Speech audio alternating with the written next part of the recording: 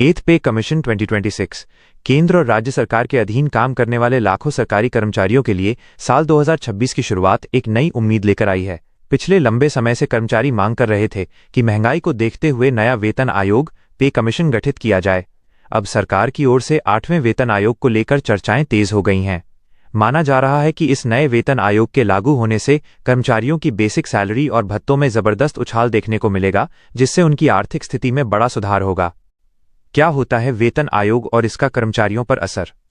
वेतन आयोग सरकार द्वारा गठित एक समिति होती है जो सरकारी कर्मचारियों के वेतन ढांचे, पे स्ट्रक्चर, भत्तों और अन्य सुविधाओं की समीक्षा करती है।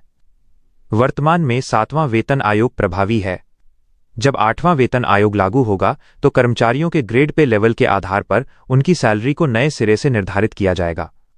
वेतन आयोग आमतौर पर हर 10 साल के अंतराल पर लागू होता है और इसके आने से कर्मचारियों की सैलरी में उनके पद और विभाग के अनुसार बड़ी वृद्धि की जाती है।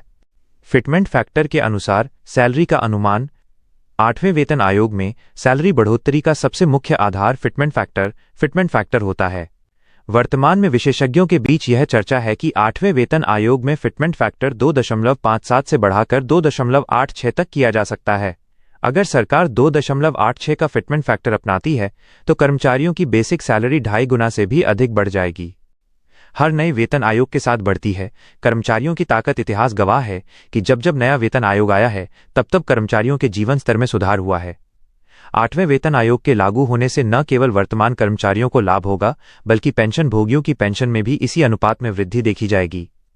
सरकार का मुख्य उद्देश्य कर्मचारियों को बढ़ती महंगाई से राहत देना और उनकी कार्यक्षमता को बढ़ाना है। निष्कर्ष और आधिकारिक घोषणा का इंतजार। 8वें वेतन आयोग को लेकर कर्मचारियों के बीच जबरदस्त उत्साह है।